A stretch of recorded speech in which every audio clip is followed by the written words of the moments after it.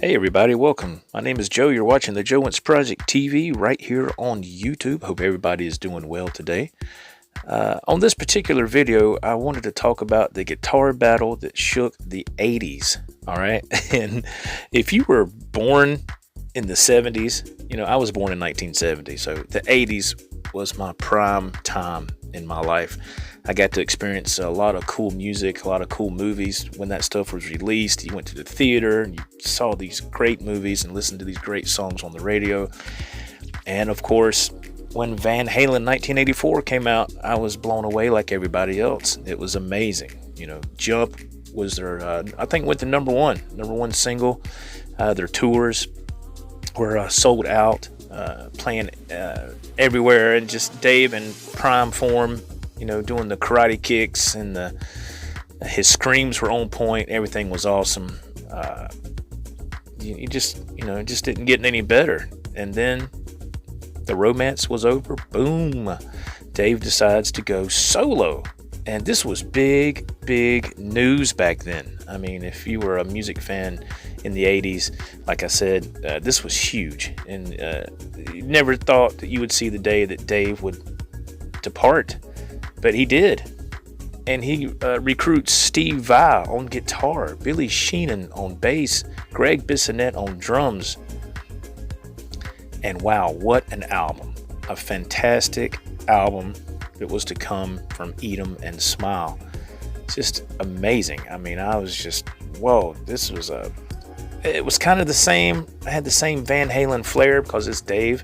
But then 5150 comes out as well in 1986, and I was like, whoa, this was my first real introduction to Van Halen. This is when I really started to pay attention. I was 16, and I was like, oh, Sammy Hagar, I remember him, the I Can't Drive 55 dude. But Dave was still on tour, doing his thing, tearing it up, just doing amazing shows. I think he took the management staff and everything from when he was with Van Halen, took them with him. And I noticed, I went back and watched this concert last night on YouTube, this 1986 in Michigan, I believe. Detroit. And the announcer guy was the same as before. But anyway, so I noticed when Yankee Rose was released, Steve Vai and David Lee Roth did this call and response thing at the beginning of the song. And I never heard anything like that in any other song. And I thought that was just really, really cool. But, when I watched Lie Without a Net, which I watched that religiously, I could just, like many other Eddie Van Halen fans back in the day, Sammy and Eddie did their own version of a call and response. So I don't know if it was to tell Dave, hey, we can do that too. And, so let's check out Dave and Stevie's version here. Yo, Stevie! Yo, Stevie! Can you say Detroit?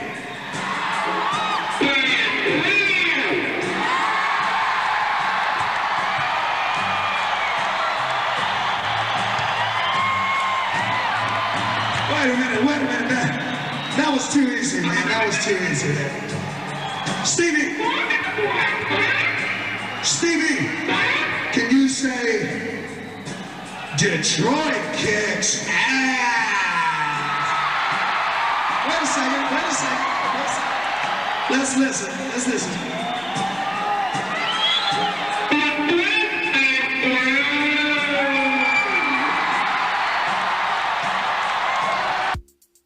Wow, how amazing was that? That was really cool. Steve Vai, David Lee Roth with the call and response routine in the middle of the show. In 1986, like I said, my cousin and I, we went to the same high school. He went to that concert. I did not go. I just didn't have a chance to go.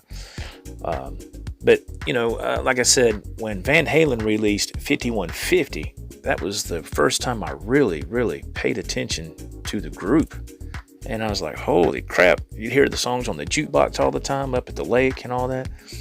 And then Lie Without a Net came out. And so I was like, oh my God, I wore that VHS tape out. And so let's check out Sammy and Eddie's call and response. Like I said, they did the same thing on their live show. And I thought it was a step above myself. I thought it was phenomenal. So here we go.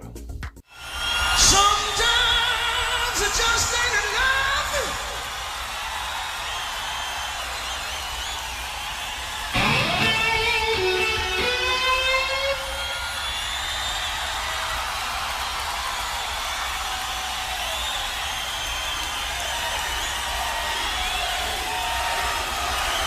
Sometimes it just ain't enough.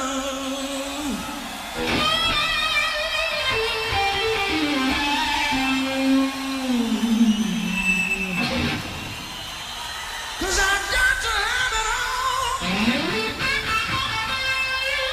I got to have it all.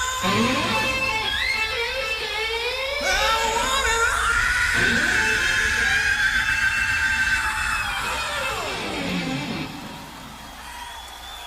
And I want it now.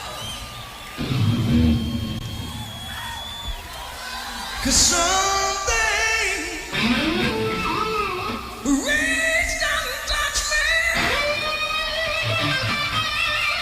You know now I know what I want.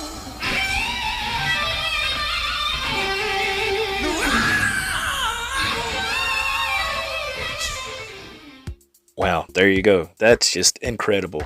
The call and response, if you will, from Eddie and Sammy, classic. When I saw that on this live concert video for the first time, I was just like, what? It was so cool. I was like, how are they doing that? But yeah, rest in peace, Eddie Van Halen. He was just a musical genius, just awesome, just innovator, guitar player, all around, just top notch, man. But when Dave released this album, like I said, hey man, you got to give Dave his due, man. It was awesome. He was in his prime, like I said. It was just incredible. I still love this album today. Awesome album. Every song on there is incredible. It's just a smash hit all the way around. But as for the Roth era Van Halen, if you will, 1984 was their biggest selling album. And I find it today to be still very awesome. Thank you for watching this video. My name is Joe. You're watching the Joe Wentz Project TV right here on YouTube.